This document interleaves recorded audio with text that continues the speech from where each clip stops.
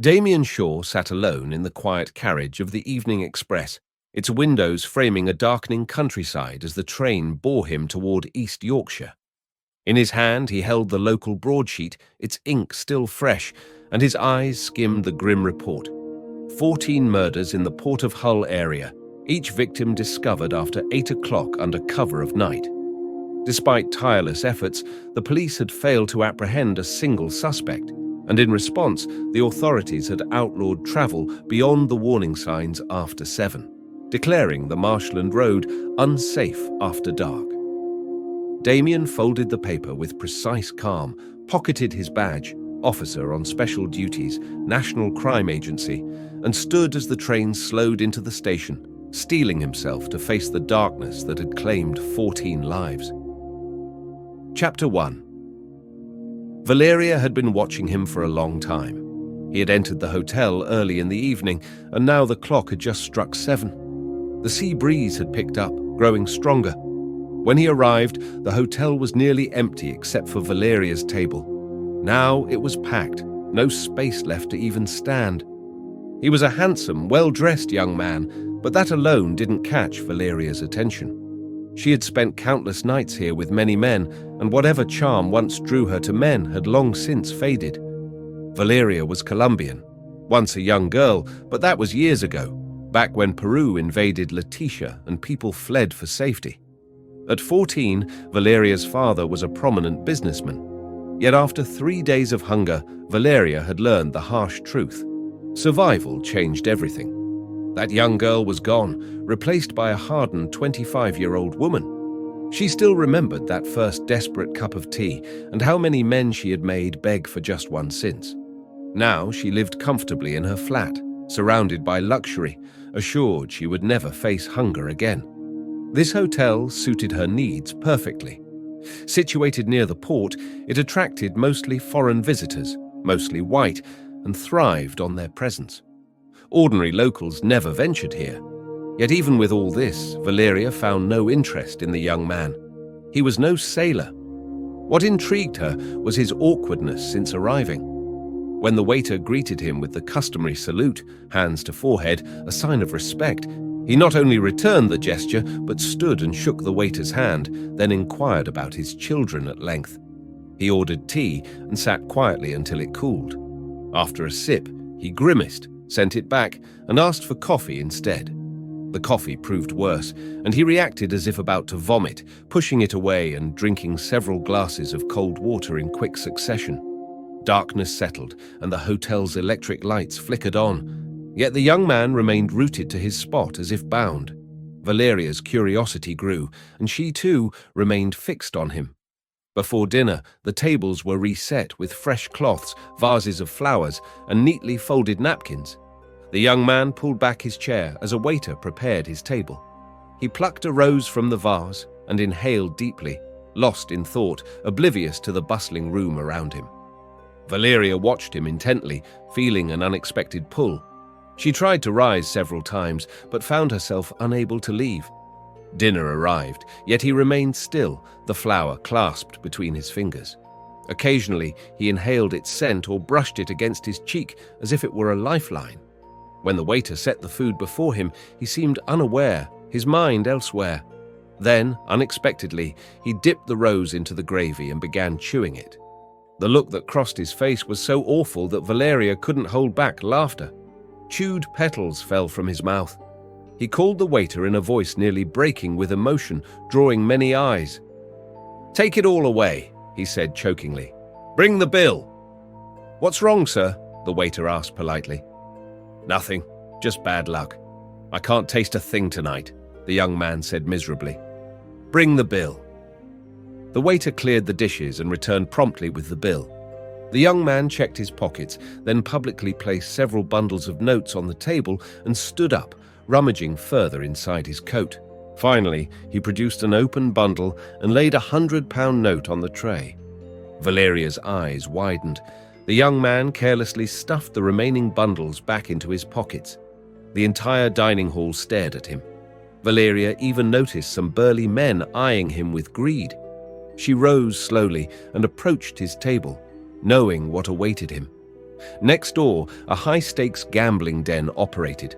Soon a few touts would surround him, dragging him inside, leaving him penniless within hours. Better she found him first. Placing a hand on his shoulder as though they were old friends, Valeria startled him. His lips parted, eyes wide with surprise.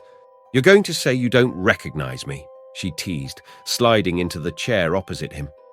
The tout smiled knowingly nearby. "What's wrong? Can't speak?" she asked again. Yes, you," he stammered. "Maybe you're mad." She leaned forward, elbows on the table. "Showing off your wealth in a place like this can only mean trouble." "Dangerous?" He blinked, looking over his shoulder. "Yes, my dear. Is this your first time here?" He nodded. "Why are you here?" "She promised to meet me," he said shyly. "Who? A girl?" Again he nodded, avoiding her gaze, like a bashful girl caught discussing her marriage. Valeria regarded him with pity. "If she promised you this place, she's no good." "Why?" Ignoring his question, Valeria asked, "Why carry so much money?" "I don't step outside without it." One tout signaled toward Valeria, presumably summoning him to the gambling den, but she turned away. "In that case, this might be your last night alive," she warned. "Why scare me?" he said, fearful. "I'm just unlucky. I can't even eat a proper meal. Everything tastes cold or bitter.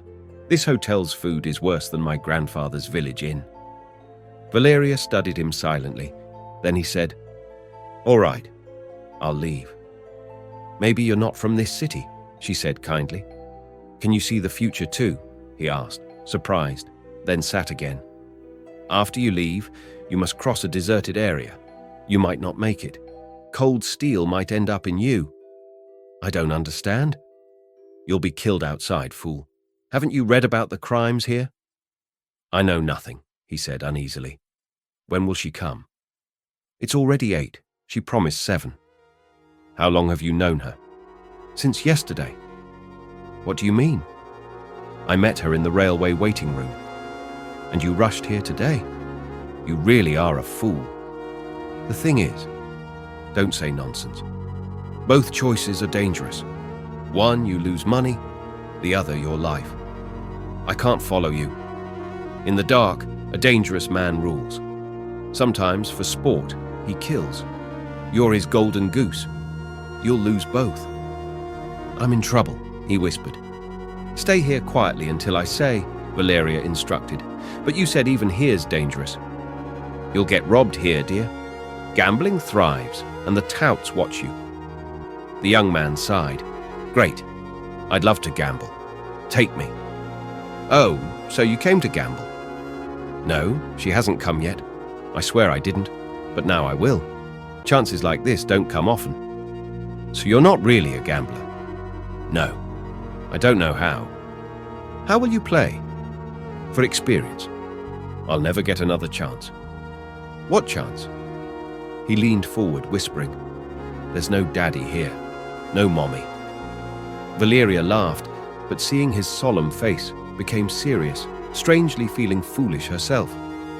"Daddy and mommy keep me under strict rules. I want to see the world. I'm grown now. Look, she still hasn't come. I won't let you gamble. Got it?" "Why? Who are you to stop me? I've never seen you before. You won't gamble." "We'll see." At that moment, a rough-looking tout approached. Thick mustaches, parted lips revealing teeth, savage eyes. He pulled a chair and sat facing Valeria. "Are these your friends?" "Yes," she said bitterly.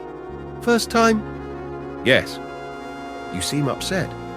"Mind your business. He's not a gambler." "I will gamble." The young man slammed his fist. "You can't stop me." The tout glared at Valeria, then smiled at the young man. "No one can stop you. Lucky ones like you walk out with thousands. Your broad forehead means good fortune. Come, I'll teach you. 15% commission on winnings. Deal?" "Perfect," the young man said, slapping the tout's hand. "Let's go." Valeria stayed seated as the two walked toward the gambling den. Chapter 2. Valeria felt restless and uneasy for no clear reason. She sat quietly, the turmoil in her mind growing. It was strange. Today was her first meeting with him, and a forced one at that. Yet somehow she felt as if an old friendship, long nurtured by the fool's behavior, had shattered. Why hadn't he listened? Why did he reject her warnings? She laughed softly at herself. After all, who was she to stop him? Who was he, really? Where had he come from? Where would he be tomorrow? Was it madness to care for such a man? She had known hundreds before, swindled them all, and felt no pity. But watching this foolish young man being preyed upon awakened something inside her, a fragile humanity, like a mother's heart breaking for a wayward son. "Let him go to hell," she muttered, calling for a whiskey. She shook her head, trying to banish thoughts of him. After drinking, she vowed to leave. But hour after hour passed, and her gaze kept returning to the door. Then she saw him again, standing at the gambling den's entrance, wiping sweat from his brow. Their eyes met, and he hurried toward her. "You were right," he panted, collapsing into a chair. "I lost £1,700.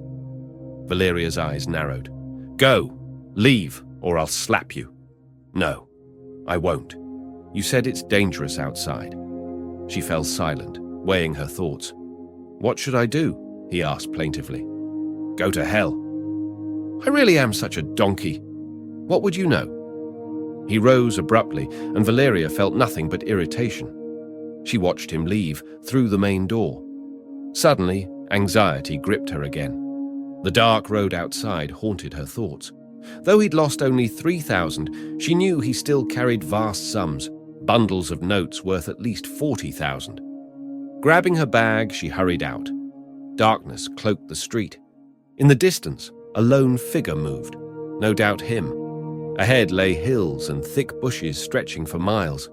To reach the road, he had to pass through that dangerous terrain, now marked by police warnings. She cursed herself inwardly. Why hadn't she stopped him? Why not warn him of the safer route to the port? Her worry deepened. She didn't even know his name. Suddenly, another shadow emerged from behind a hill, lunging at the first. A scream escaped Valeria's lips before she could stop it, echoing through the night. Both figures fell to the ground. A gunshot cracked through the silence, then one figure sprang up and fled into the bushes. Valeria ran toward the fallen man. Under the trees, she found him, her fool, lying still. "What happened?" she gasped, kneeling beside him. "I feel sleepy," he murmured, trembling. "Get up! Run back to the hotel with all your strength!" He sprang up, hoisted her onto his shoulder, and they ran together. She cried out warnings as they hurried. Back at the hotel entrance, panting, a crowd had gathered, drawn by the gunshot and shouting. "Are you hurt?" she asked. "No, ruined," he said bitterly. "Penniless." The hotel manager ushered them inside, leading them to a room. "You made a grave mistake," he said sternly. "I came this way in the evening," the man said. "Didn't you see the warning sign? After 7, no one's safety is guaranteed. The police posted it." "I didn't see. How much lost?" 47,000. Good heavens, the manager's eyes widened.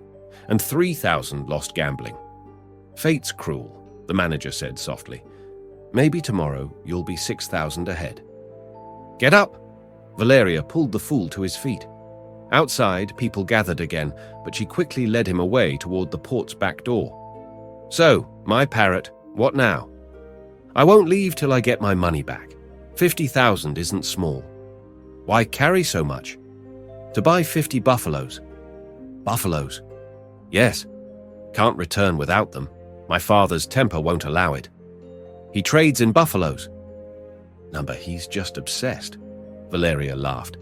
"Did you think I was joking?" He frowned. "It's true. He loves buffaloes." "What else does he do? What's his profession?" "I don't know." "Are you mad?" "I don't know." "How much money now?" "A quarter anna. Don't worry, I'll reclaim every penny." "From whom?" "The thief." "My parrot, you're a donkey," Valeria scolded. "How are you still alive? That man kills his victims." "Who is he?" "Unknown. Even police fear that area. Countless officers gone. I'll get my money back. How, my foolish parrot? Tomorrow evening, I'll hide in the bushes. She laughed. You're crazy, my parrot. Where are you staying? At Hotel Alaska. But you're broke. How will you stay?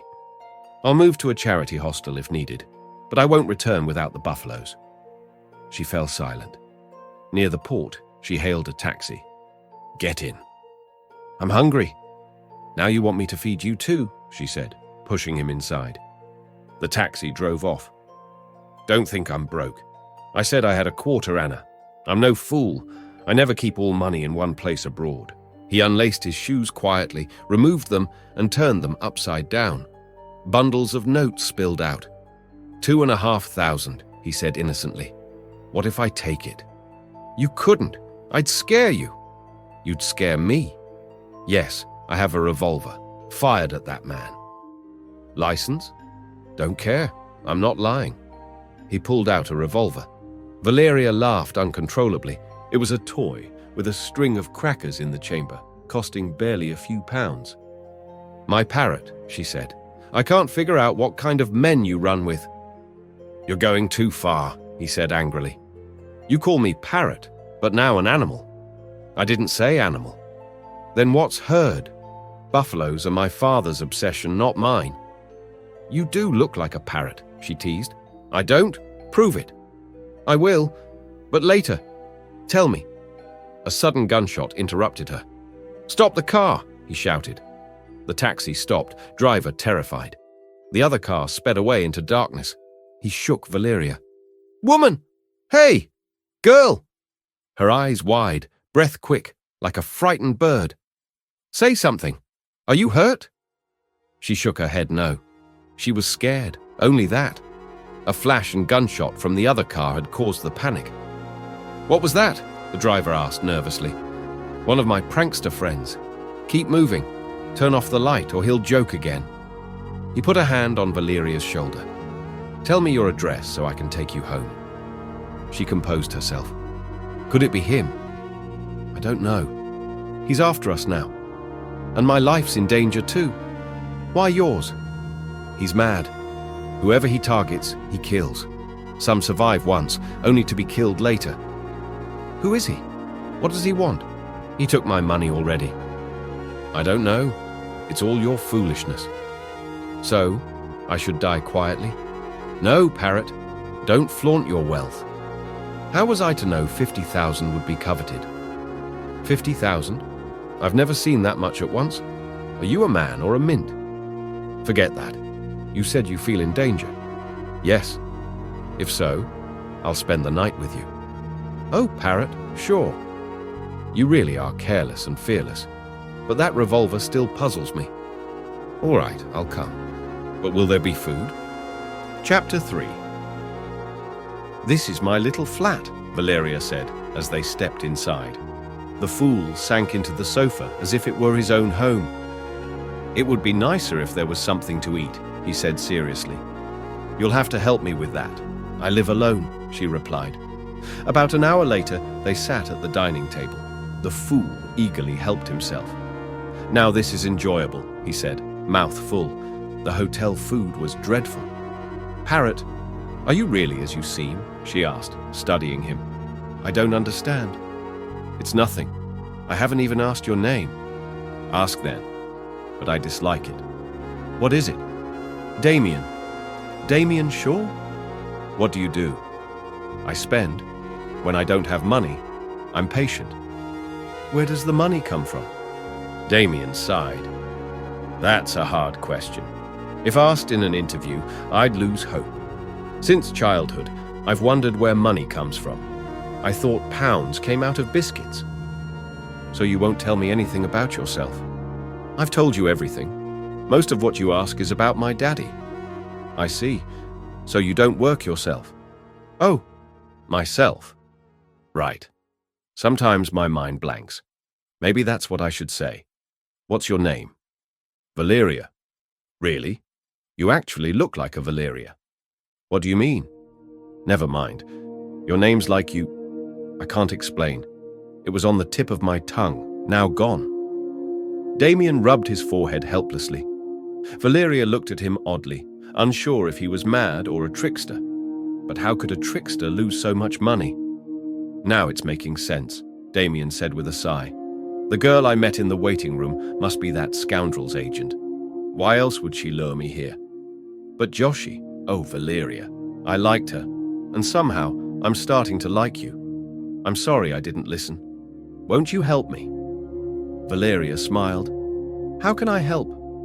Valeria. Such a lovely name, like sugar melting on the tongue. I want my money back. Impossible. You didn't put it in a bank. If one tries, what's impossible? Haven't you read about Napoleon? My parrot, Valeria said, shaking her head. Why leave the cradle so soon? I'm not joking, Damien said, annoyed like a stubborn child. Valeria laughed teasingly. Fine, I'm leaving. Damien stood up in a huff. Wait, stop. What were you saying? I won't tell. I'll do this alone. Tell me your plan. How many times must I say, I want my money back? That's childish. Even police have no power there. That's why they put the danger sign. Don't hotel people know? Not sure. Police must have told them. They did. Police were posted day and night. Still, that man did his work. Valeria, you can't stop me, Damien said dramatically. I won't leave till I destroy him.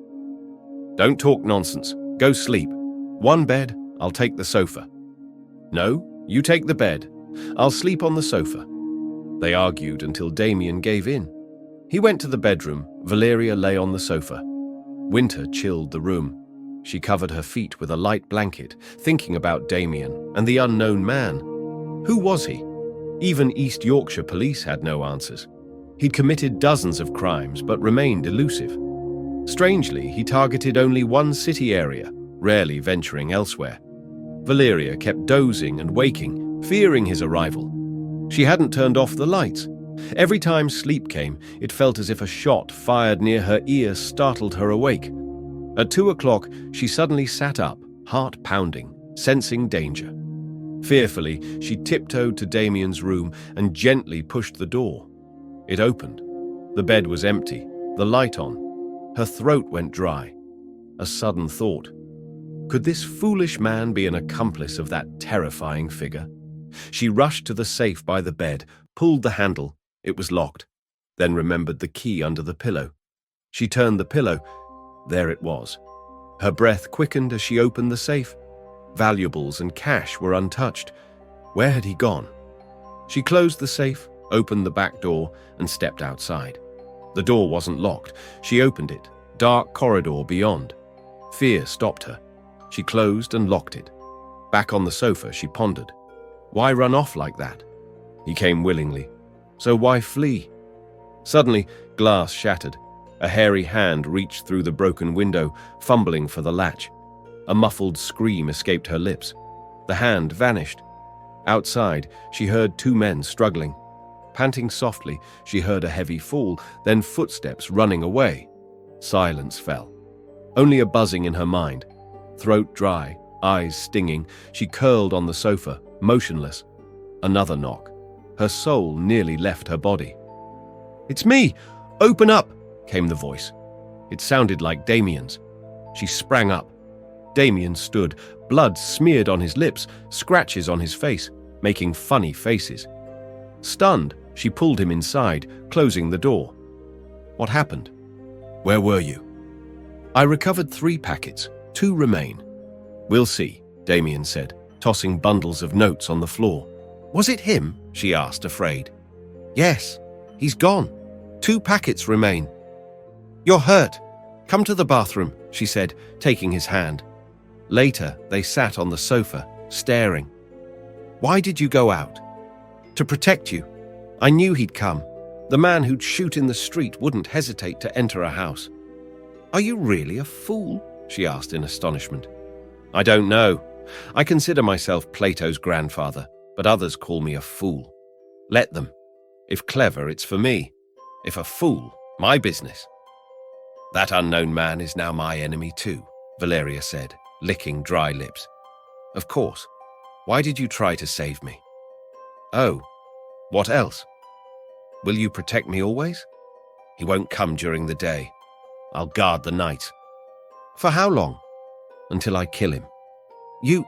What are you? A monster? Oh dear, you don't understand. Dear. So you call me dear? Why not?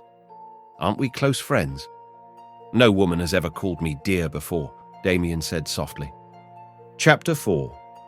In the East Yorkshire Police Department, Police Sergeant Richard was well known. A young but sharp officer, his colleagues often nicknamed him Chief Inspector, not for rank, but because of his fierce use of the baton. His belief was simple. No detective more intimidating than the baton had ever been borne. Suspects often confessed simply at the sight of him. Yet despite his reputation, Richard had not come close to capturing the criminal terrorizing the Port of Hull area. At that moment, Richard sat in the office of the Chief Superintendent, waiting for him to finish some paperwork.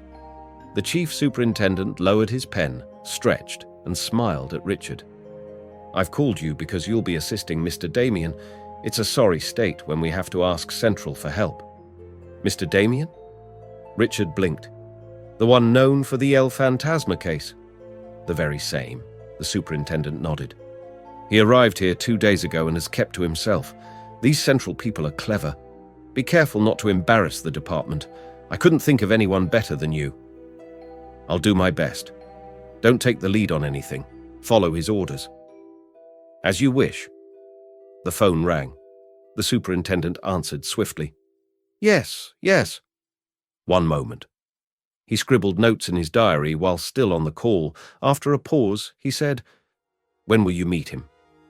1:30 and 30 seconds? Very well. He hung up and leaned back, thoughtful.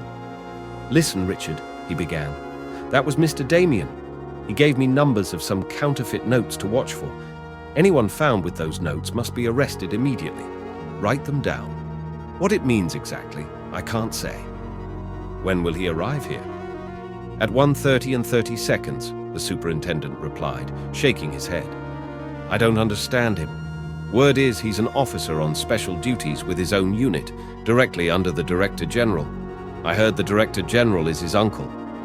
That's right. Still, what nonsense. 1:30 and 30 seconds. Chapter 5. Damien paced at the railway station, waiting for his subordinate, Raven. Raven had a nervous habit of stammering and a tendency to use grandiose words. The train arrived and departed. Raven was nowhere in sight. Damien stood near the gate amid the bustling crowd. Eventually, Raven appeared, stumbling as he made his way over. Come here, Damien called, grabbing his hand and pulling him toward the waiting room. Once inside, Raven bowed deeply. My senses were not quite right. I now pay my respects. Bless you, Damien said, patting his head. Do you know this city? Yes. It's my brother-in-law's hometown. Spare me the definitions of brother-in-law and hometown. You're here to fish. Yes, Raven said, eyes wide. That, meaning, escaped me. You're to fish in the Port of Hull area. Stay at the Hotel Harbour Arms. Buy your gear quietly and go straight there. Fish. That's impossible for me. Why? My late father's will said fishing is for idlers. I don't know what that means. It's Persian, sir. It means fishing is a pastime for lazy people. Fine. I relieve you of your duties so you can fish in peace. How can I explain? Raven began stumbling through an explanation. Damien, not pressed for time, let him. Go now, Damien said, nudging him toward the door. This is official business. You'll be informed if needed. Remember, stay at the Hotel Harbour Arms. The fishing spot is close. Never go out after 7 in the evening. Raven paused. All right, sir. I'm going, but I don't know what equipment to take. Damien began listing the necessary gear. Chapter 6. At precisely 1 minute and 30 seconds past 1, Damien entered the Chief Superintendent's office. The Chief Superintendent blinked, momentarily taken aback by the young man standing before him. Please, have a seat, he said after a pause. Thank you, Damien replied smoothly as he sat down. There was no trace of foolishness on his face now, only a composed, commanding presence. "You've waited long enough," the chief superintendent said, offering a cigarette box. "Thank you, but I do not smoke," Damien replied. "The delay is because I was occupied, assessing the situation myself." "I expected as much," the chief superintendent said knowingly. "Have there been any developments regarding the counterfeit notes?" "No reports yet, but—" "You want to know about the notes?" Damien interrupted, a slight smile on his lips. "Yes, for my information. That man possesses 2 bundles of counterfeit notes. They reached him through me." "Through you?" The chief superintendent's eyes widened in surprise. "Yes. I deliberately entered that dangerous zone last night, carrying bundles of counterfeit notes in my pockets." "So, the papers mentioning you today were about this?" "A risky move indeed." "Sometimes necessary," the chief superintendent nodded. "But after confronting him, you changed your mind." "Yes. Those notes won't circulate. I informed you purely as a precaution. He's cunning. Such tactics fail against him." The chief superintendent studied Damien silently. "The real question, why is that area dangerous at night?" Damien mused. "A government warning sign blocks passage after hours. Yet someone like me, unfamiliar, was attacked. That man controls the area through the night." "That's precisely why the warning exists," the chief superintendent agreed. "But why? What's in that deserted stretch? If it's a thieves' den, why isn't the Hotel Harbour Arms targeted? Thousands are gambled there daily." "We suspect the Harbour Arms is connected, but we lack proof." Damien said nothing. He withdrew a pack of chewing gum from his pocket, peeled one off, and offered it to the chief superintendent. The man accepted, flushed, avoiding Damien's gaze. Damien calmly chewed, eyes steady. "It would be best to keep this incident confidential," Damien said after a moment.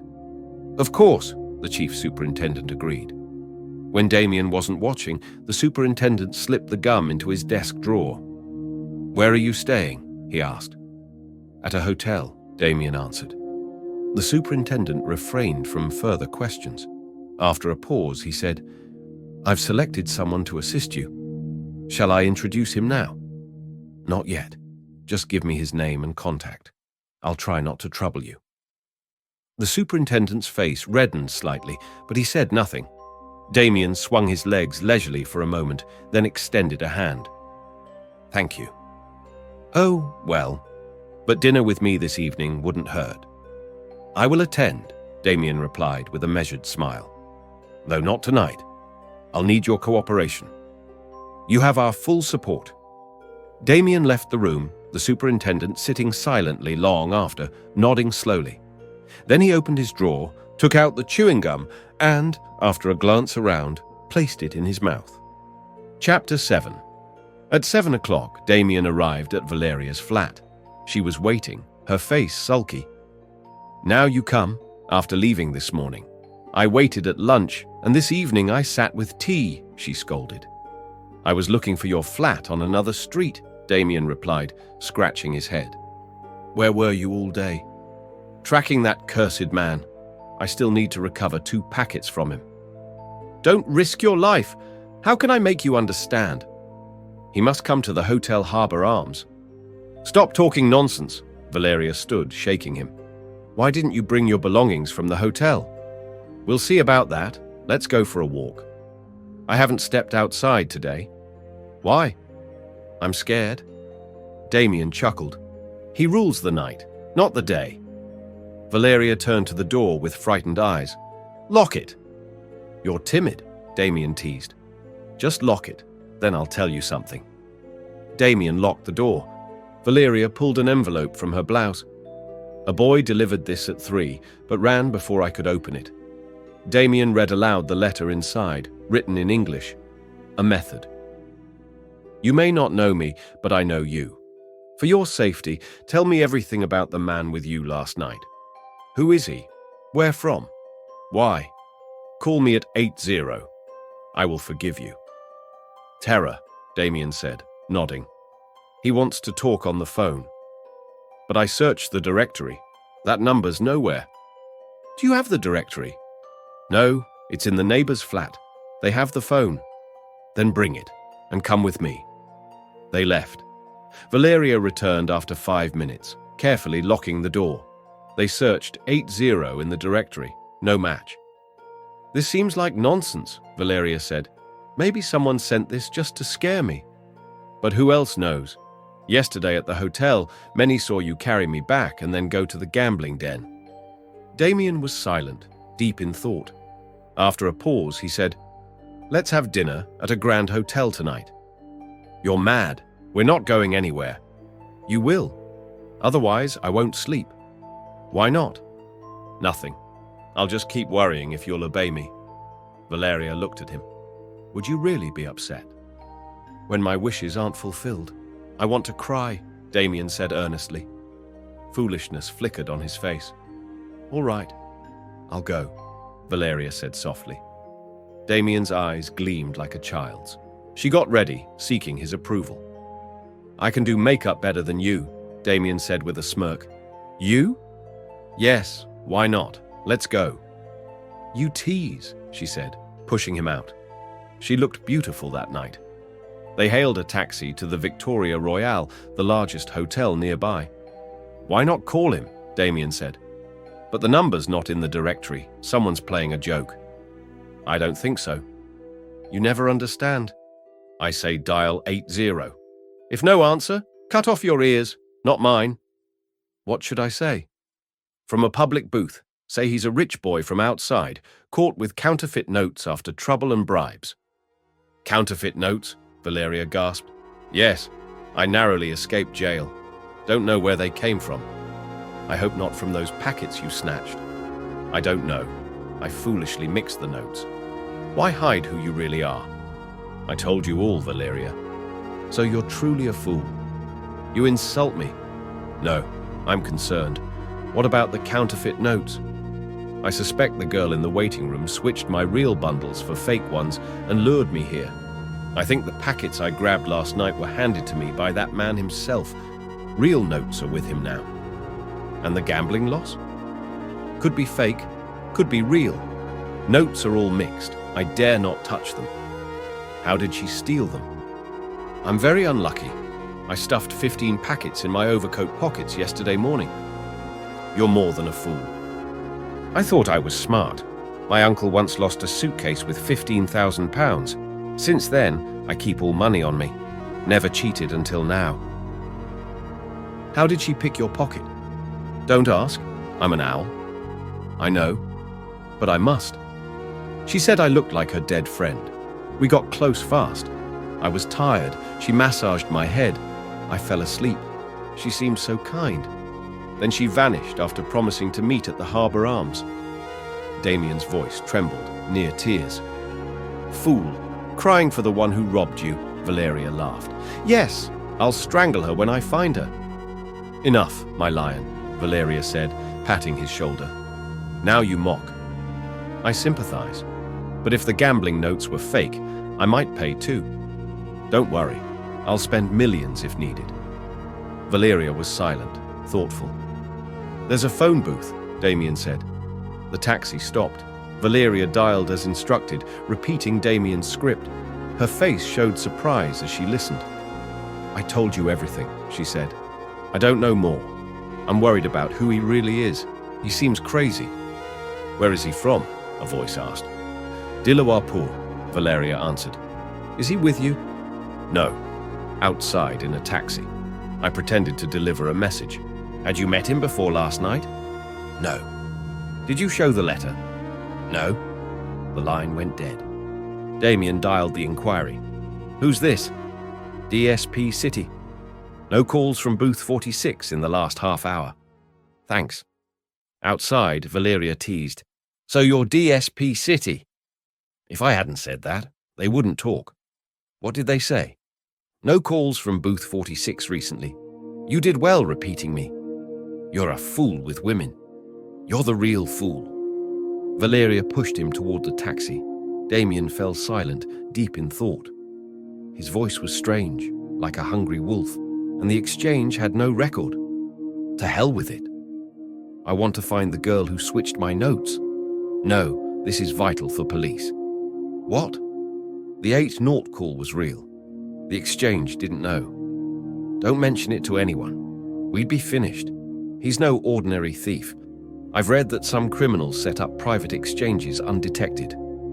"So you fear him?" "I'm not afraid. But I read that man is everywhere. God help us." Damien hid his face. Valeria laughed, then froze, alarmed. "Are you sane?" she whispered. "We're not in the city." Damien looked. They were speeding down a dark road flanked by open fields. "Stop the car!" Damien ordered. Glass shattered behind them. A cold barrel pressed to his neck. "Don't move!" a voice hissed. "One move and you're dead! Girl, move aside!" The taxi's spare tire compartment had concealed the attacker. He broke the rear window and pressed a revolver to Damien's neck. Valeria stared, terrified. Damien stood motionless, like stone. The car sped on. Valeria nearly fainted. Suddenly, a scream near her ear jolted her awake. Damien gripped the revolver, looking into the darkness. "Stop the car!" he commanded. The driver ignored him. Damien struck the driver's head with the revolver butt. The man cursed, spun, then froze at the gun. "Stop, dear," Damien said softly. "Your companion's spine is likely broken. You were driving too fast." The car halted. "Well done," Damien said quietly. "Now, should I lull you or beat you? Educated people call it durupur. Most call it darv." The driver was silent, lips dry. "Valeria, take the knife off his throat," Damien said. Chapter 8. Not long after, the car headed back toward the city. Damien drove while Valeria sat silently beside him. The original driver lay bound and gagged across the back seat, his hands tied with his own tie, legs bound with Damien's handkerchiefs, 2 handkerchiefs stuffed deep into his mouth. Beneath the seat, a corpse lay with a swollen face. Black curtains covered the windows. Valeria was so quiet, it felt as if her own life was at risk. She tried to speak, but the weight of the situation kept her silent. The corpse gnawed at her nerves, making her bite her lips like a madwoman. "I think we should go straight to the police station," she finally said. "Oh, God," Damien muttered, tense. "You have to go. Whatever we say won't be false. You pushed him down to save yourself." "That may be, but dealing with police isn't my thing." "Then what about the body? Why take it? You could have left the driver and car outside the city and walked away." "Why didn't you say that earlier?" Damien's tone was regretful. "Now we're inside the city." Valeria wiped sweat from her forehead, feeling weak. "There's still time. Let's turn back." "You're more foolish than me. If we meet police now, my case ends and your bail is forfeited." "What will you do then?" "I have a plan, but I won't share it, else you'll give me advice that'll make me cry at my own intelligence." Valeria said nothing, trembling, throat dry. Damien drove into an area filled with garages for rent. He stopped and approached a manager, claiming to be a tourist from the Lancaster Inn, needing garage space. The manager rented him a garage without question. Damien paid a week's rent, received the key and receipt, then locked the car inside. He and Valeria left on foot. "What happens now?" Valeria asked, worried. "By morning, the driver will be dead," Damien said simply. "You really are a donkey," Valeria snapped. "No, not that much. I used a fake name and address." "Don't count on that. The police will hunt you like bloodhounds." "Don't worry. The garage won't be open this week. Who knows where I'll be? Maybe dead. Maybe that man will die. He's lost 2 men already." Valeria was silent, dizzy. Damien hailed a taxi, opened the door for her, and climbed in. "To the Victoria Royale," he said. Valeria stared wide-eyed. "Yes," Damien nodded. "We'll have coffee and a couple of drinks to calm your nerves. If you want chewing gum, I've got some, and we'll dance a round or 2 of the rumba." "Are you mad?" Valeria asked softly. "Sometimes a fool, sometimes crazy. Now I'll strangle myself." Valeria wanted to say more but found no words. Her mind was in turmoil. At the Victoria Royale, Valeria's heart pounded wildly. Damien seated her in a cabin and excused himself to the bathroom, really to use the customer phone. He dialed Inspector Richard. "Hello? Who is it? I want to speak to Inspector Richard." "Yes, Damien Shaw here. In garage number 7 on Ashford Lane, there's a blue car with 2 victims, one dead, one maybe alive. I have the key. Break the lock with a warrant. This is linked to that case. Keep utmost secrecy. Full details tomorrow morning. Good night." Damien hung up and returned. Valeria looked miserable. Before eating, Damien gave her some sherry, which brought slight relief. Still, food refused to settle as she stared at Damien eating ravenously, the old foolishness briefly flickering on his face. "You're very quiet," Damien said without looking up. "Nothing special," Valeria murmured. "What about the rumba? I'm in the mood to dance." "Don't bother me. Are you a woman? Would I have been killed? They would have torn us apart." "I don't want to talk," Valeria said, rubbing her forehead. "I didn't want to either. You start, and it feels like you'll eat me alive. Damien, think. What now?" "The other will die soon, and in a few days, when the corpses smell, the garage lock will be broken, and the owner caught." "You showed them your face," Valeria accused angrily. "To the garage folks." "They didn't see me. You'll be safe." "I meant you," she said suddenly. "Don't worry. I'm a ghost. Until I wipe that man out, I won't leave the city. Anyway, I can't stay with you anymore." "Why?" Valeria stared. "You insult me at every turn. Fool, madman, and worse. You bore yourself and me." A faint smile appeared on Valeria's lips. "You'll dance the rumba with me?" "Fine, let's go. But you're troubling me today." They entered the recreation hall. Couples danced far away. Soon, Damien and Valeria disappeared into the crowd. Chapter 9. The next day, Damien sat in the chief superintendent's office. His thick beard gave him a priestly air. Though he wore no sunglasses now, the intensity in his eyes remained. The chief superintendent reviewed Damien's report on the first night's events.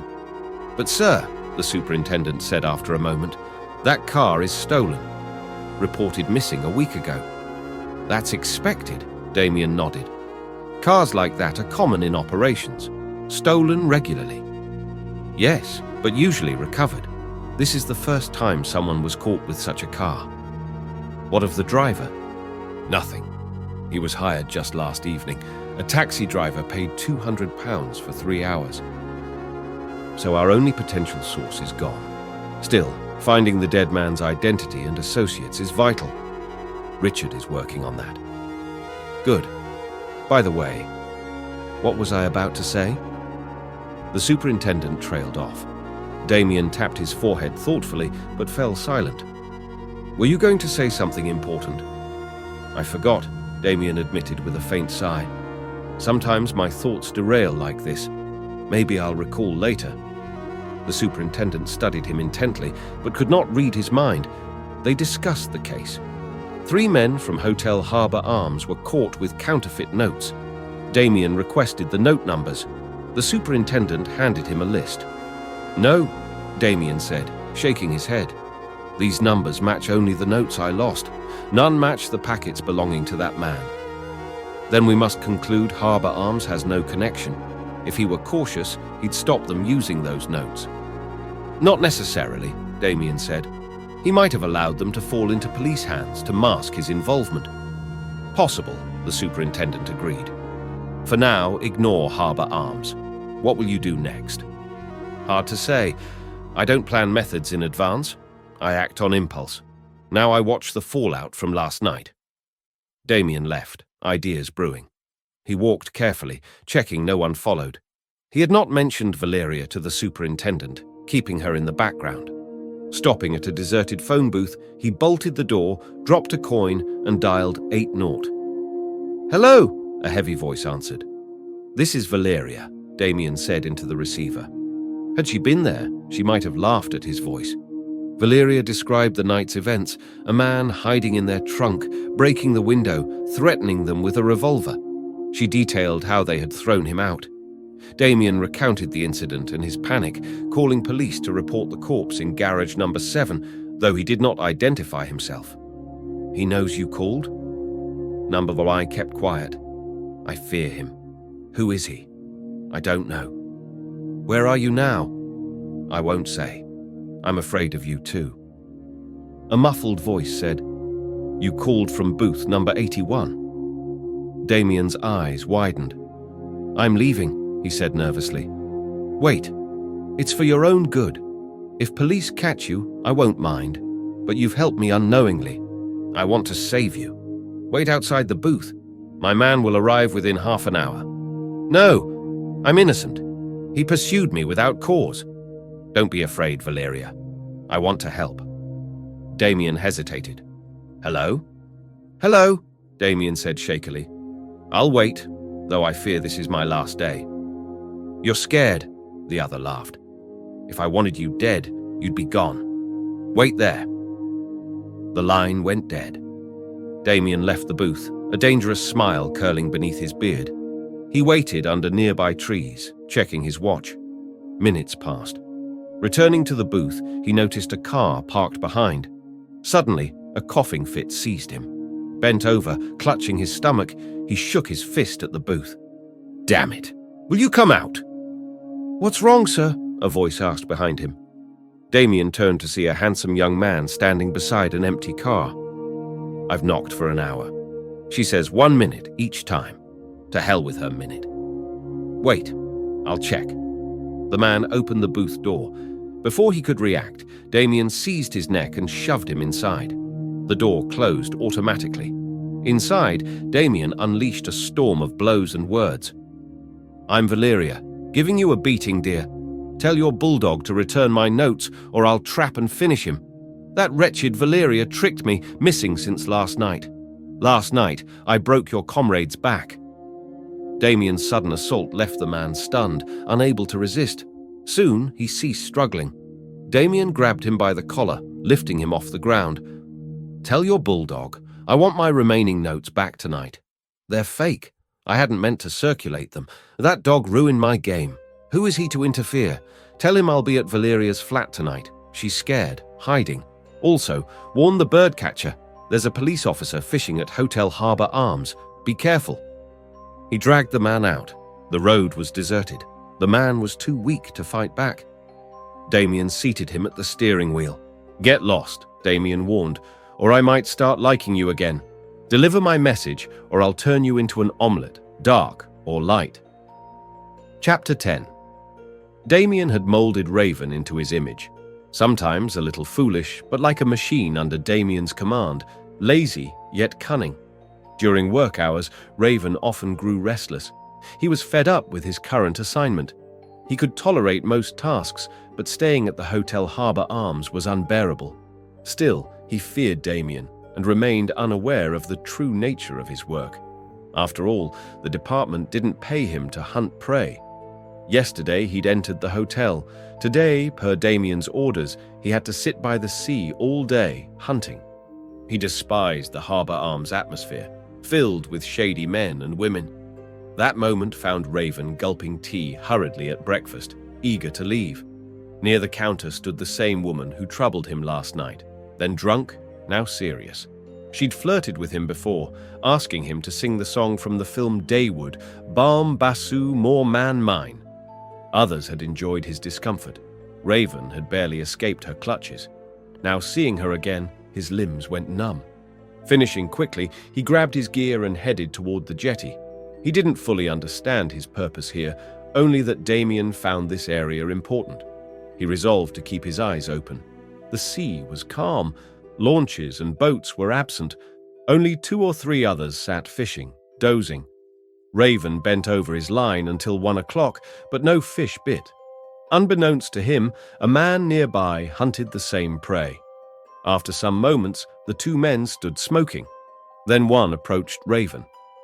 "Hard to find prey these days," he said, sitting nearby.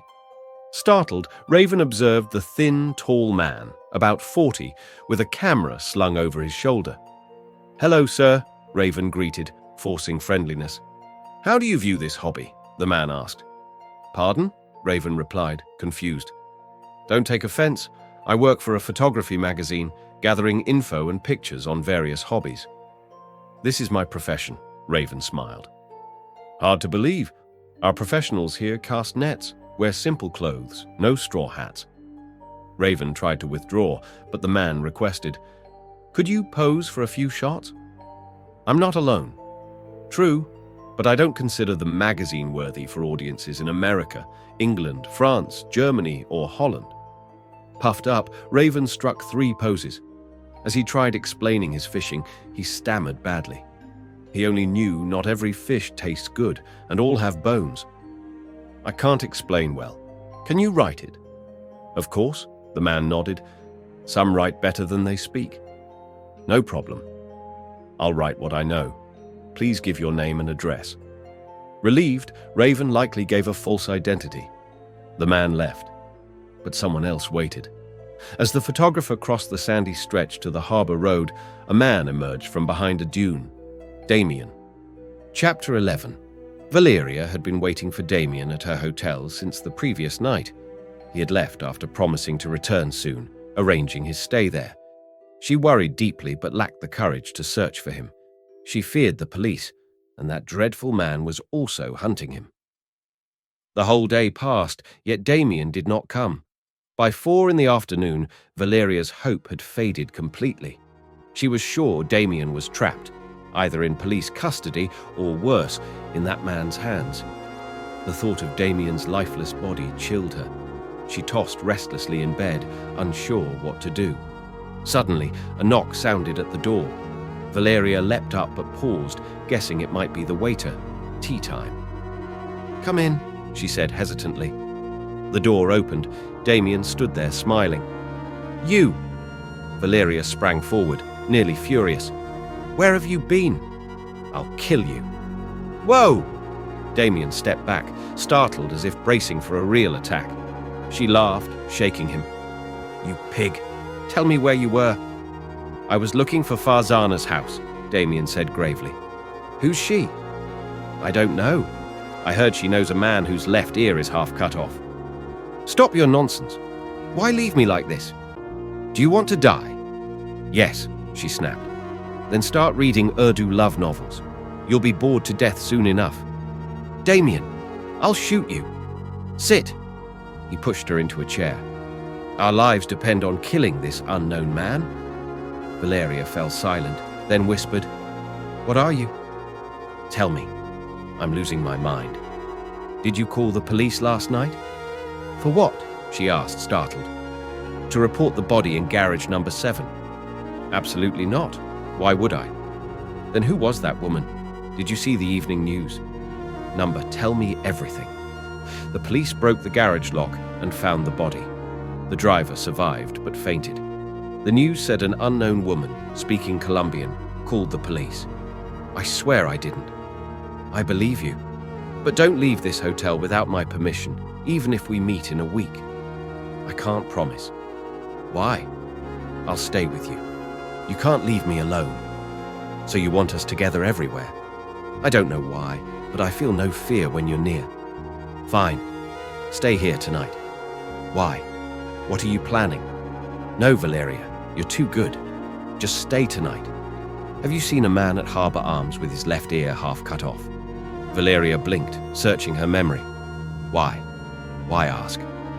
Number, I haven't seen him there, but I know such a man. He's from Harbour Arms. Number, he's a fisherman. Are you sure about his ear? Yes, but where can I find him? How would I know? I don't know his home. At least tell me the boat he works on. 7 sea fisheries. 7 sea fisheries, Damien repeated, taking a breath. All right. Goodbye. We'll meet tomorrow morning. Wait. What are you up to? I want my remaining notes back. Whatever it is, Valeria said, glaring. You don't seem as foolish now as that night at Harbour Arms. Then you're the fool, Damien said, raising a fist and leaving. Chapter 12. Valeria's flat was brightly lit that night. Damien had added extra bulbs and was alone inside. If anyone from his department learned of this, they'd consider him delusional. All day, mistakes had piled up. Letting a criminal slip away lightly was a grave error. Damien should have arrested him formally, forced him to identify accomplices. He had informed the man about Hud and even about himself, spending the night at Valeria's flat. Yet here he sat, arranging lights as if for a special occasion. The clock struck midnight.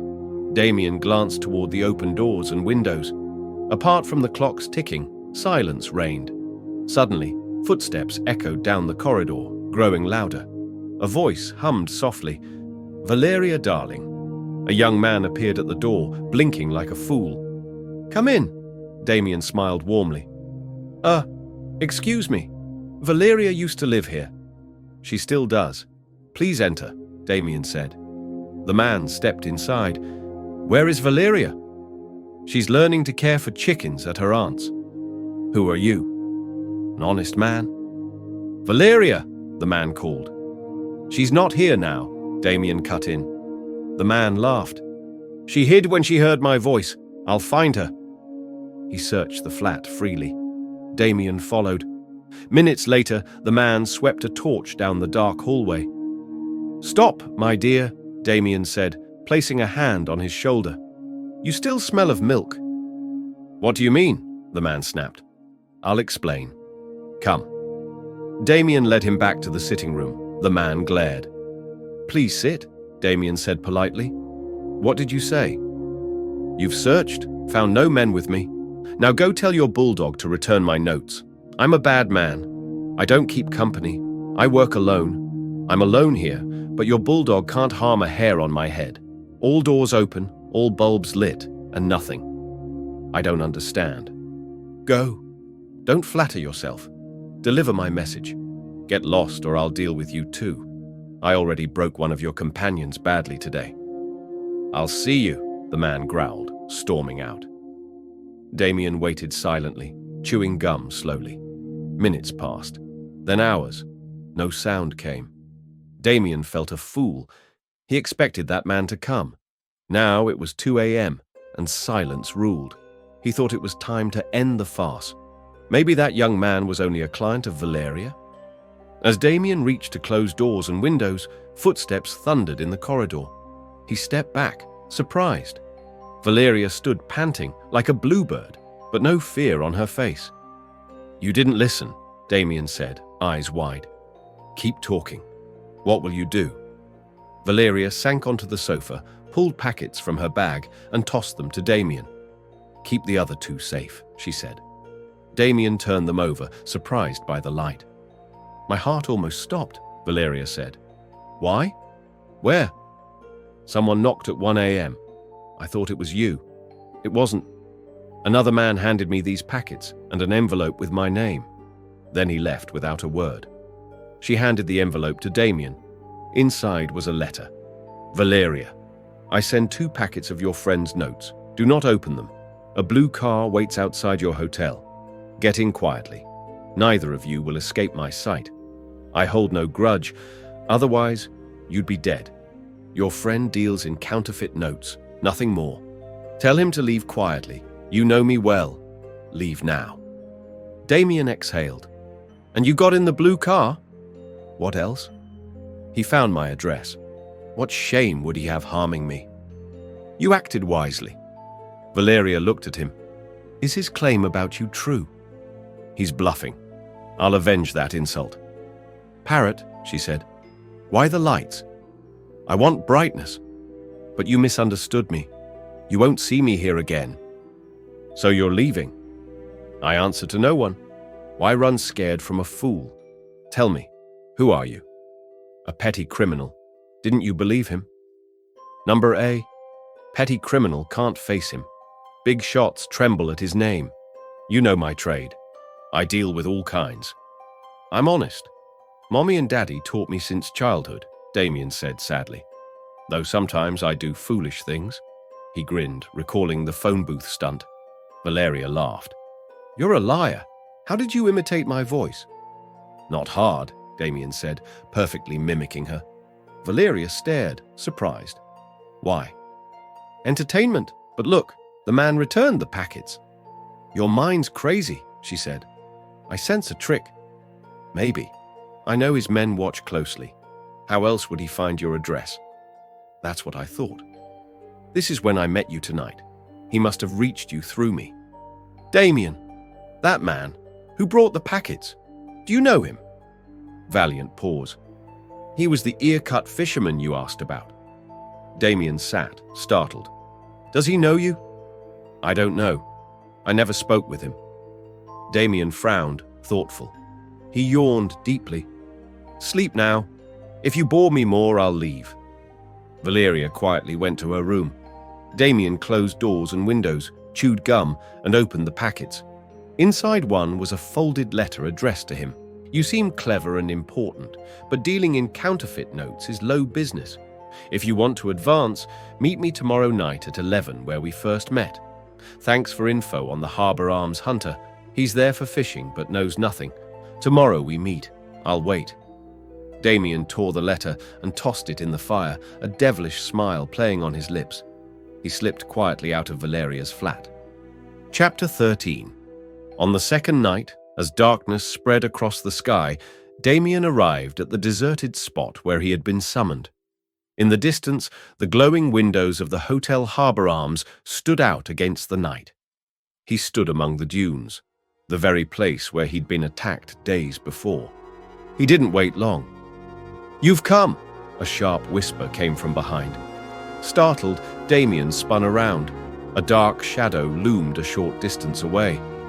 "Yes, I've come," Damien whispered back evenly. "And I'm not afraid of you." "I needed a man like you," the shadow said. "I'll make you a millionaire within 6 months." "I don't want to be a millionaire. I'm here to—" "Stop! I won't hear it. Youth's blood is hot. You're still a child. Only with age does one understand money." "What do you mean?" "Come with me." "All right, but never make me marry. I can make every mistake but that," Damien shot back with a smirk. The shadow sneered. "Valeria's been searching for you all day. She thinks I'm some foolish prince." "Come, time's short." The shadow reached out. "Should I leap into your lap?" Damien stepped aside mockingly. Suddenly, pain exploded at the back of his head. Someone hit him hard. Staggering, Damien lunged toward the shadow, but collapsed before reaching him. Chapter 14. How does one regain consciousness after fainting? Damien had no idea how he came to himself, but as soon as his eyes opened, awareness returned swiftly. He was in a spacious, well-furnished room. But he wasn't alone. 5 men sat cloaked in long black robes, their faces hidden behind black masks. One flipped through a book. "Well, what did you see?" asked a voice Damien recognized. It was the shadow from the dunes. "Yes, that's right," said another, eyes on the book. "Damien Shaw, officer on special duties, National Crime Agency." "Why, friend, what do you think?" the masked man challenged. "Fairy tales," Damien replied coldly. "Shut up!" the masked man thundered. "I really am a fool." "Valeria was right," Damien muttered under his breath. "What do you know about us?" the man demanded. "That you're veiled women, and I'm scared for no reason." "You won't leave here alive," the masked voice growled. "Don't worry. I'll leave after dawn," Damien said casually. The masked eyes bore into him for moments. "You'll tell us how many men you have and where they work." "Are you serious?" Damien feigned surprise. No answer came. The silence was chilling. "You must be mistaken," Damien pressed. "Nonsense. Our files are thorough," the masked man said. "Then I'm wrong," Damien sighed. "No place left for me. The world's cruel to link me with the NCA. We have no time," the masked man snapped. "By morning, give us the addresses of your men, or else." "Think about it," another interrupted. "What if they burn down our plan?" "No time. We'll see in the morning." They left and locked the door. Damien yawned, touching his injured head with a grimace. He hadn't expected such treatment, thinking he'd trapped criminals. He'd unnecessarily revealed Hud's location, but had found a base by following the man with the camera. There, he'd seen the man with the half-cut left ear. Damien lay still, analyzing. Half an hour passed in eerie silence. He checked windows and doors, locked from outside. He wondered if others were inside. Alone, escape was impossible. But if others were present, why the graveyard's silence? Surely not asleep. They had caught a dangerous enemy. Damien knew breakfast would be no welcome party. He paced, then banged the door, shouting. Footsteps approached. A woman scolded sweetly. Why the noise? I want out, Damien replied coldly. Don't be foolish. Shut up, Damien shouted. I don't want to talk to a bitch. Send a man. Sit quietly, dog's pup, or you'll be shot. He hurled insults. She shouted back. He realized she wasn't alone and would summon a man for his repair. After a while, her footsteps faded. Damien thought sitting idle would immortalize him as a fool. His eyes caught a coil of rope, thin, soaked, then dried. He grabbed it. A devilish smile crept over his lips. Chapter 15. Damien's curses had soured the woman's mood. She was beautiful, no older than 22, likely pampered by her companions. She did not tolerate harsh words easily. At that moment, she was alone in the building. Her companions confident Damien wouldn't escape or slip up. Panting with anger, she collapsed onto the mattress, restless and unable to sleep. Suddenly, a shriek pierced the silence. Sounds of strangling rose from the prisoner's room. She bolted upright and ran to the door. "What's all the noise?" she demanded. No answer came. Through the door's crack, she saw the bulb lit inside. Then, glimpsing more, she recoiled as if shocked. A corpse hung from the ceiling, feet swinging 3 feet above the floor, a noose around its neck. The face was turned away. The prisoner had stood on a chair, placed the noose, then kicked the chair away. Dressed in black blazer and pants, the corpse was terrifying. She peered again, disbelief flooding her. She had heard of the prisoner's courage, never expecting him to take his own life. Though she'd insulted him earlier, pity welled inside. Not weak-hearted herself, she was no stranger to dangerous criminals. She stepped inside, moving toward the corpse's face. Suddenly, the body slipped from the noose and crashed to the floor. She panicked and stepped back, but Damien was quicker. His grip closed on her slender neck. "When will you come back here?" he demanded, tightening his hold. She swallowed hard, eyes wide with fear and shock, trembling like a child. "Tell me, or I'll choke you," cruelty flashing on Damien's face. 3:30, she gasped. "Lying! Fear God or your tongue will burn," he mocked, releasing her. She stood panting. "You insulted me before. Now speak. Should I cut off your ears and nose?" Silence. "You seem respectable. Otherwise, I'd strangle you now. Are you one of their wives?" She shook her head. "Then what are you? Speak, or your corpse hangs next on this rope." "I'm not involved in their crimes," she whispered. "Then who are you?" "I am who I am. Fed up with life. They've never cared. Now I want out." "Well said. I'll save you. But obey me." "I'm ready." "Is the exit door locked?" "No." "Who opens it? Will you stay awake?" "No." "They open it. Only they know the trick." "Is this building owned by 7 Sea Fisheries?" She nodded. "On Folk Street?" Nod again. Satisfied, Damien thought this was the building he'd found by following the photographer. "You can't deceive me. Go to your room." She left quietly. Damien followed and locked the door from outside. "Stay silent. Don't clear your throat. I have no mercy, even on women," he growled. No reply. Damien moved through the building, testing doors. None opened from inside. In one unlocked room, he found a weapons cache, forgotten as the criminals left. He took a Tommy gun, loaded it, and gripped it tightly. Anyone seeing him would think him mad. Normally, he'd call the police and lay siege. The phone was here. But like a hunting dog, he sniffed every corner, unconcerned about the criminals' return. He understood their crimes and the dread man's purpose near the harbour arms. Returning to his prison room, Damien glanced at the woman's room. Door locked, light on, silence. He looked at the noose in his left hand, found it in another room. Entering, he placed the Tommy gun on the table. The rope still hung from a ceiling hook. After a moment, Damien slaughtered the duck he found in one of the rooms, blood spilling to the floor. Carefully, he collected some in a glass. Chapter 16. At exactly 3 o'clock, the main door swung open and 10 men entered. Only one wore a mask. The others were unmasked, their faces clear and expressive. But upon seeing the light spilling from the prisoner's room, the despair vanished from their eyes. Their masked leader rushed inside. His eyes widened. The room was empty. A bloodied rope hung from the ceiling, with blood smeared across the floor. A trail of blood led to the door. He lunged toward it as the other 9 stood silently. Outside, more bloodstains marked the veranda. The men advanced cautiously. The corridor was dark.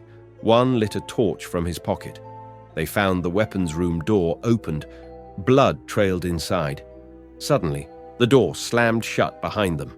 Damien's laughter echoed through the darkness, but he was unaware that their leader had stayed outside. "What's the matter, friends? What do you think now?" Damien taunted. The men pounded on the door, shouting. Damien laughed again, but abruptly the laughter stopped as if brakes were slammed on a bike. From behind, a blow struck. The Tommy gun slipped from Damien's grip, vanishing into the darkness. Their leader had returned. He had paused outside the prisoner's room, thoughtful, then caught up. The attack was brutal. Damien felt as if crushed by tons of weight. Though strong, the assault forced his teeth to grind. The masked man held him tight. Damien struggled to break free, failed. The grip tightened, cutting off his breath. Noisy chaos continued inside. "Quiet!" the leader scolded, voice calm like reprimanding lazy men. He hoisted Damien off the ground, lifting him higher. Damien tried to wrap his legs around the attacker, but failed. His senses dulled. The attacker seemed possessed by madness, unaware he could crush Damien's neck easily. Intent on smashing Damien against the wall, breaking bones. Such dangerous men, if not losing their wits now, would become museum exhibits. Suddenly, Damien's hand struck the attacker's neck, grabbing a straw to steady himself as they fell. The attacker's grip loosened momentarily. Damien slammed an elbow into the attacker's nose. An involuntary scream escaped. Seizing the chance, Damien pounced, pinning both hands to the ground. The attacker lay flat. Damien mounted his chest, pressing down with all his strength. Yet the hold was perilous. Damien knew the attacker's strength. One slip, and he'd be tossed like a ball. Desperate, Damien smashed his head into the attacker's face. The blow landed on the nose. The attacker gurgled. Damien didn't stop. The masked man's screams were horrific. His companions renewed their noise. Gradually, his voice faded to faint sobs. Chapter 17. By the second afternoon, not a single evening newspaper remained with any hawker. One lay before Valeria, her eyes widening in astonishment. Damien Shaw, the same brave yet reserved officer of the National Crime Agency, had single-handedly arrested a major criminal and his accomplices. The criminal had plagued the local police for months, running a private telephone exchange and owning numerous properties. Ostensibly a simple fisherman employed on the 7 Sea Fisheries steamer, he was actually the secret owner. The captain remained unaware of the truth. All 3 steamers had become smuggling vessels, bringing in illegal cargo far offshore, hidden beneath piles of fish. The naval police, devoted to the 7 sea people, had turned a blind eye. The article explained why the dreadful man controlled the vacant land in front of the Hotel Harbour Arms. It was a bloody battleground to protect smuggling routes. Police had to post danger signs there. Importantly, the hotel's owners were unconnected to this group. Valeria stared at the paper for a long moment. A sound startled her. Damien stood in the doorway, smiling. She jumped to her feet, hair disheveled, eyes cast down. "The deal for 50 buffaloes is done," Damien said calmly. She said nothing. 2 tears slipped down and soaked her skirt. Before reading the paper, she had thought of Damien like a foolish woman. "You're quite the expert at crying," Damien observed, stepping closer. "Enough!" Valeria raised her hand. "I have no strength left to be a fool." "Be honest, Valeria," Damien said seriously. Did I force you to meet me? No. So you need to know why come here now. Why? Said Valeria. To thank you, and because I have another matter. You said you were tired of your life, so I've come to offer advice. I know your advice, to live with honor, she replied dryly. But even disgraced men think that. I want you to come with me. My section needs a woman. The pay is reasonable. A faint blush colored Valeria's cheeks. She stared at Damien a moment, then nodded. I'm ready, father. Damien allowed a brief smile. Now I'm taking 1,000 buffaloes with me. Valeria smiled faintly.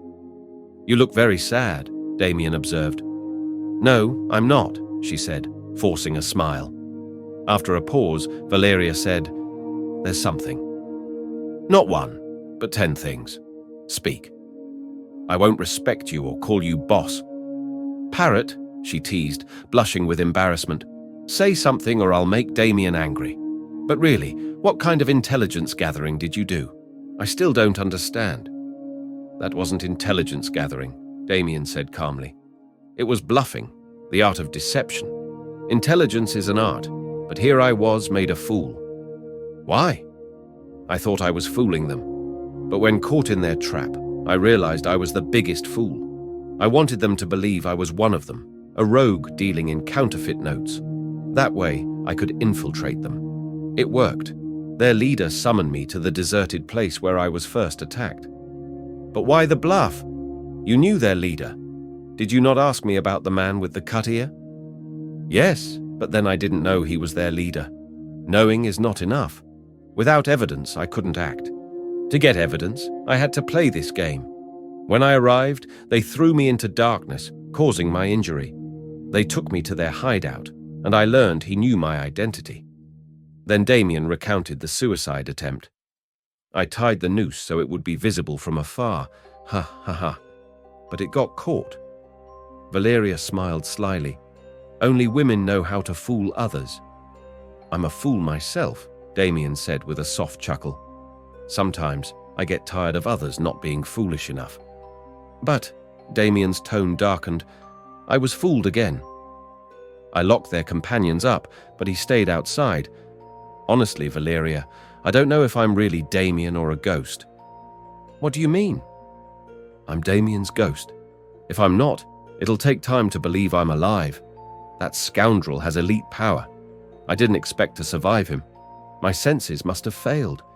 He could have tossed me like a football. Damien chewed gum thoughtfully. Now I believe you really are a fool. Am I not? Damien smiled. No wise man would face them alone. You had time to call the police. Yes, but then we wouldn't have glimpsed their operation. They weren't ordinary criminals. Police crowds would have spoiled the plan. My uncle will hold me accountable. I might have to resign. Then why bring me along? Don't care. We'll start printing spy novels. You sell them on carts. I write to agents for commissions.